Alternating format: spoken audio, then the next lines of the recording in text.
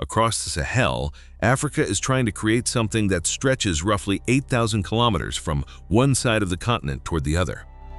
Its name makes it sound simple: the Great Green Wall. You might picture a continuous line of trees, a forest planted like a barrier along the southern edge of the Sahara. That is not what is being built. The modern Great Green Wall is a much stranger kind of megaproject. Its target is to restore 100 million hectares of degraded land by 2030. But restoring land is not the same thing as planting trees. In some places, the first engineering problem is more basic than that. The ground has to relearn how to accept water. And once you understand that, the scale of this project changes completely. There is no single machine that can restore the Sahel. No standardized foundation. No identical section repeated thousands of times. What works on one field can fail on another a few kilometers away. So how do you build a continental megaproject when almost every piece of it has to be adapted to the land underneath it? To see the problem, forget the 8,000-kilometer map for a moment and look at a single field. In parts of the Sahel, years of erosion and degradation can leave soil with a hard, crusted surface. When intense rain arrives, water may not soak in fast enough. It runs across the surface instead, carrying soil with it. A place can receive rain and still fail to keep enough of that water where crops and trees need it. That makes the obvious solution: dig a hole, plant a seedling, wait for rain, far less reliable than it sounds. Farmers in the region developed another approach. It is called zai. A zai pit is small. Traditional examples are around 15 centimeters deep and roughly 40 centimeters across, spaced across degraded ground before the rains arrive. Into these pits goes organic material such as manure. Then biology starts doing part of the engineering. Termites are attracted to the organic matter. Their galleries extend through the soil beneath the pit. When rain arrives, the depression concentrates runoff, and those channels help water move deeper into the ground instead of disappearing immediately across the surface.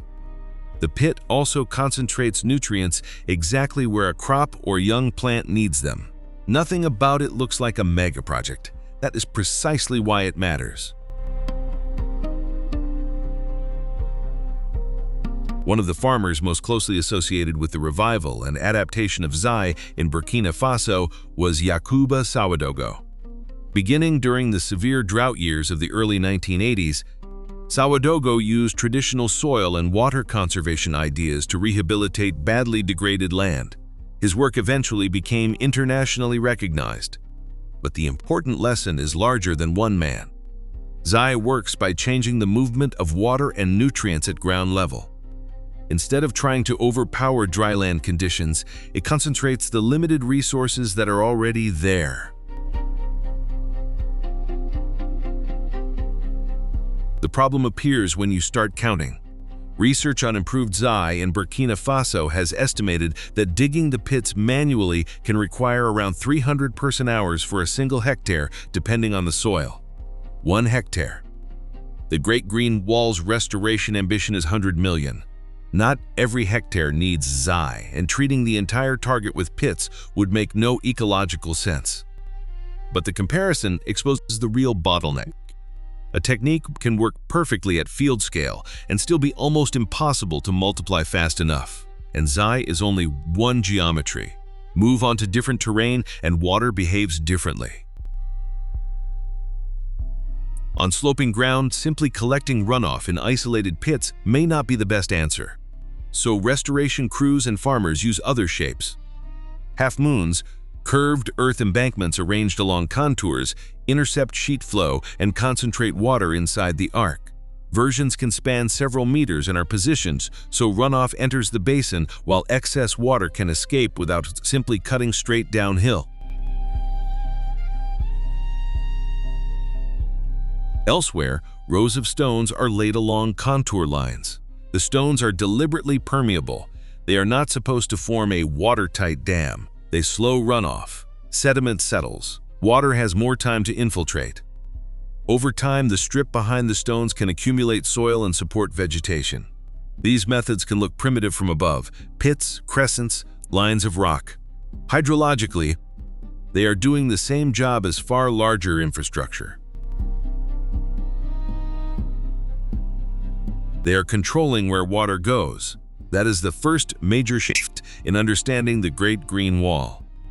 The initiative began with the image of a green belt stretching across Africa. Official descriptions still use the 8,000-kilometer scale. But over time, the program expanded into something broader: a mosaic of restored landscapes, agriculture, vegetation, livelihoods, and land management systems, rather than one unbroken forest strip. So the Great Green Wall is not really one wall. It is thousands of attempts to solve the same physical problem in different ways. How do you make damaged land hold on to enough water, soil, and life to begin repairing itself? Solving that on one field is difficult. Scaling it across a continent is where the project becomes enormous. The first instinct is to mechanize. If people can dig zai pits by hand, perhaps a machine can do the same job thousands of times faster. In parts of Burkina Faso, researchers and farmers have experimented with exactly that. Animal-drawn tools and mechanized systems can open or prepare planting basins much faster than crews working entirely with hoes and picks. In some trials, labor requirements fell from roughly 300 hours per hectare to around 50. That is a major improvement. It still does not solve the continent. Speed is only useful if the treatment matches the land. A machine can cut thousands of depressions into a field. It cannot decide by itself whether that field should have zai pits, half-moons, stone lines, grazing protection, assisted natural regeneration, or some combination of them. That decision depends on slope, rainfall, soil condition, existing vegetation, livestock pressure, and what the people using the land actually need from it. This is where the Great Green Wall stops behaving like a conventional construction project. A bridge can be designed to define load. A tunnel follows a route. A dam has a reservoir, foundations, gates, and a measurable structure. Landscape restoration has moving parts that are alive. Sometimes the most effective tree is the one nobody plants. Across parts of the Sahel, degraded farmland may appear almost treeless above ground while still containing living root systems underneath. Stumps that have been repeatedly cut for fuel or cleared for farming can continue producing shoots. If those shoots are continuously grazed or cut, they never become trees. Protect a few of them, prune them deliberately, and the same root system can begin producing useful woody vegetation again. This approach is widely known as farmer-managed natural regeneration.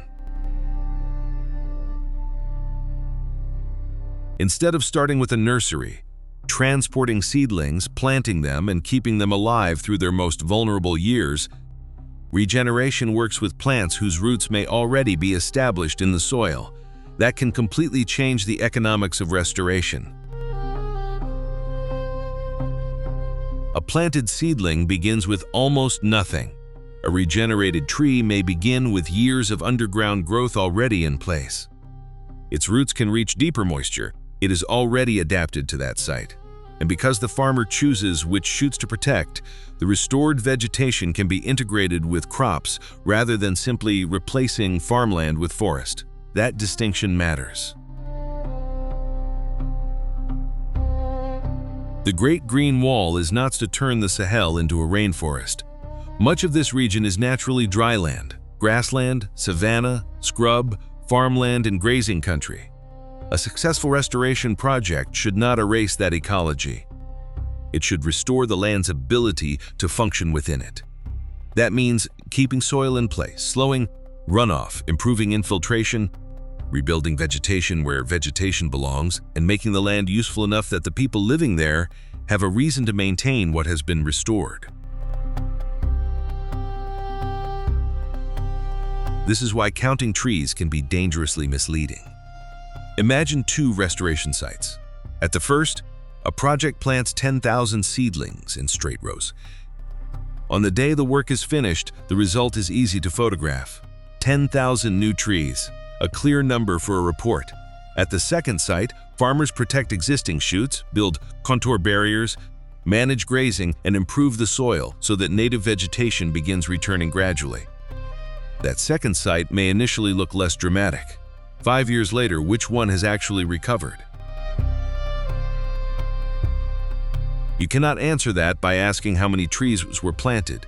You have to ask how many survived, whether vegetation regenerated, whether erosion declined, whether the soil holds more water, whether the land remains productive when the project team leaves. And this is one reason the Great Green Wall became much more complicated than the original image suggested. Different landscapes required different interventions. Different communities needed different species. Pastoral land could not be treated like cropland. A steep catchment could not be managed like a flat field. A place with living rootstock did not necessarily need thousands of nursery seedlings. There could be no universal construction, drawing. Even the choice of vegetation becomes an engineering decision. A species may grow quickly and still be wrong for the site. It may use more water than the local system can comfortably support, provide little value to households, fail under grazing pressure, or simply be poorly adapted to the local rainfall pattern. Native and locally adapted species can offer something industrial planting programs struggle to reproduce. A long history of surviving those conditions. Some provide fruit, some provide fodder, some produce gums or other marketable products. Some improve soil fertility. Some are valuable mainly because their roots and canopies make it easier for other vegetation to establish. The objective is not the tallest tree in the shortest time. It is a landscape that can keep working after outside support ends. That creates another paradox. The more locally adapted the restoration becomes, the harder the overall project is to standardize. A continental initiative needs common goals, common finance, and some way to measure progress. But ecological success may depend on doing different things in different places. One village may restore farmland through ZAI. Another may protect natural regrowth. Another may rebuild grazing land. Another may construct half-moons to trap runoff. All four can be legitimate restoration. Yet if every country, agency, and project require the numbers those activities different meaning. And that problem becomes especially serious when the target is not thousands of hectares. It is 100 million. At that scale, digging pits and protecting trees are only half the challenge. The other half is proving that the land actually recovered. Once restoration becomes a mosaic, the engineering problem changes again. You are no longer asking only whether a technique works. You are asking how thousands of separate projects, financed by different institutions and carried out across different landscapes, can add up to one continental result. Money is part of that problem, but not in the simple sense that the Great Green Wall has received no funding. In 2021, international partners mobilized roughly $14 to $19 billion for the initiative and its accelerator. By 2026, UNCCD was still describing that finance as being programmed across projects in Great Green Wall countries. That sounds enormous. So does the restoration already reported. A 2020 Great Green Wall assessment said that around 20 million hectares had been restored. It also calculated that reaching the 100 million hectare goal would require restoration at an average rate of roughly 8.2 million hectares per year through the rest of the decade. But there was a problem hiding inside those numbers. Countries were not necessarily measuring the same thing. As the Great Green Wall evolved from a relatively narrow green belt into a much broader development and landscape restoration program, more kinds of activity began to fall under its name. Tree planting could count, land management could count, agricultural restoration could count, other regeneration and production activities could count. A later review warned that this expansion made results difficult to compare across countries and even across different periods of the initiative itself. That is not a minor accounting problem. It changes the answer to the most basic question in the entire project: what is a restored hectare? Suppose 1 hectare has been planted with trees. Another has been protected from grazing. Another has contour barriers that now retain more water. Another has naturally regenerated woody vegetation. Another is being managed more sustainably, but its vegetation cover has barely changed yet. All 5 may represent useful work. They're not necessarily the same outcome. If a continental target simply adds them together without a common reporting system, the final number can look precise while describing several different realities. So in recent years, part of the Great Green Wall has become something you cannot see in a satellite photograph Africa: a data system. The Great Green Wall Observatory was developed to bring project information into a harmonized framework. Its platform is designed to aggregate financial and impact data and track core indicators, including hectares under restoration, jobs, carbon outcomes, energy, and beneficiaries. This sounds like administration. At this scale, it is infrastructure. A restoration program cannot be managed if nobody can reliably say where the projects are, what they are doing, which definition they are using, and whether the reported outcome has actually occurred. The newest numbers show how difficult that remains.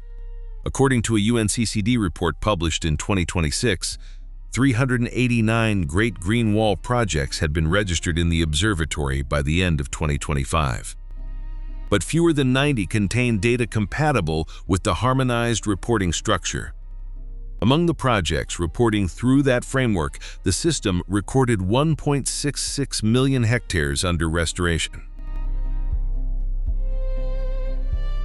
At first glance, that seems to collide with the much larger figure reported years earlier: 20 million hectares restored, then 1.66 million under restoration. Putting those two numbers side by side as if one disproves the other would repeat the exact mistake the monitoring system is trying to fix. They come from different reporting scopes and different systems. The earlier figures summarized national reporting available around 2020. The newer number comes from a much smaller set of projects whose data fit the harmonized structure. Hundreds of registered projects still lack compatible data. So the 2026 figure does not tell us that Africa somehow lost more than 18 million restored hectares. It tells us something more useful. The Great Green Wall still cannot measure all of its own pieces with one consistent ruler. And that may be the most revealing engineering problem in the entire project. Digging a mosaic pit changes the movement of water across a few square meters. A half moon changes the flow across a patch of slope. A stone line slows runoff across a field. Natural regeneration can change what grows on a farm. Those interventions are physical. You can stand beside them. But the Great Green Wall only exists as a continental megaproject if millions of those local outcomes can be connected, financed, maintained, and measured as parts of the same system. That is far harder than drawing a green line across a map. Local adaptation makes restoration more realistic. Local adaptation also makes standardization harder. One community may succeed by digging pits, another by managing grazing, another by protecting existing root systems, another by restoring cropland or woodland. If the program forces all of them into one identical method, some sites will fail. If it allows every site to work differently but cannot measure them consistently, nobody can confidently say how close the whole initiative is to its target. There is no concrete wall to measure from one end to the other. There is only land. And land has to prove that it is functioning again. That brings us back to the 100 million hectare target. With 2030 approaching, the real race is no longer simply to plant faster. It is to restore land fast enough, keep those gains alive long enough, and build a monitoring system capable of distinguishing activity from outcome. Finishing the Great Green Wall does not mean reaching a point where someone can stand on the Atlantic coast and follow an unbroken forest all the way east. That image belongs to the project's origin. The modern target is harder to see. A restored hectare might be farmland that loses less soil during a storm. It might be grazing land where vegetation has returned. It might be a field where water now infiltrates instead of racing away. It might contain newly planted trees, naturally regenerated trees, or very few trees at all. The common measure is not what was installed, it is whether the land can keep functioning, and that changes what completion means. A conventional megaproject usually has a moment when construction ends. The final section of track is connected. The last turbine begins turning. Traffic crosses the bridge. Landscape restoration has no equivalent ribbon cutting. A half moon can be dug in a day and fail years later if it is not maintained. Vegetation can recover and then disappear under renewed pressure. A field can improve during several wet seasons and struggle again when drought returns. The project has to survive after the project workers leave. That is why the 2030 target should be treated as a target, not as a finish line that can be predicted from one headline number. The Great Green Wall still aims to restore 100 million hectares by the end of this decade, but its own reporting system is still being expanded, and the available figures do not yet provide one harmonized, continent-wide progress percentage. That uncertainty is not evidence that nothing has worked. There are restored farms, regenerated woodlands, water harvesting systems, and communities using techniques that have already demonstrated what damaged drylands can do when water and vegetation are managed differently. Nor is it evidence that the original ambition has already been achieved. It means the honest answer sits between those extremes. We know some of the mechanisms work. We do not yet have a single measurement system showing that they have been implemented, maintained, and verified at anything close to the full target scale. And this is where the Great Green Wall becomes a different kind of extreme engineering story. The largest object in the project may be the map. On the ground, the critical structures can be only a few meters wide. A shallow pit, a curved bank of earth, a line of stones, a protected tree stump sending up new shoots. None of them is impressive because of its individual size. Their importance comes from repetition. Millions of small changes to the way water moves across land can add up to something enormous. But only if the right intervention is used in the right place, people continue maintaining it and the recovery lasts. That is a very different challenge from pouring concrete faster. It also explains why the Great Green Wall could never remain a literal wall. Drylands are not uniform. Rainfall changes. Soils change. Slopes change. Farming systems change. The people who depend on the land need different things from it. A single planting design stretched across thousands of kilometers would ignore the very conditions that determine whether restoration survives. So the project adapted. The simple line became a network. The forest belt became a landscape program. And the act of planting trees became only one tool among many. Nearly 2 decades after the African Union launched the initiative in 2007, that transformation is probably the most important thing to understand about it. The Great Green Wall is not trying to freeze the Sahara in place behind a barricade of trees. It is trying to make vulnerable dry lands more resilient on the side where people actually live and work. That means slowing water before it escapes, keeping soil where it belongs, allowing vegetation to return, producing food and income without exhausting the land again, and then proving that those gains are still there years later.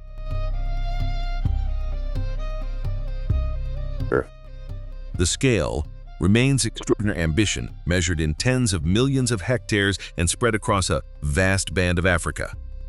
But its engineering is almost the opposite of monumental. There is no single centerpiece. No one machine completes it. No final segment closes the gap. Its smallest pieces have to work first. Only then does the continental map mean anything.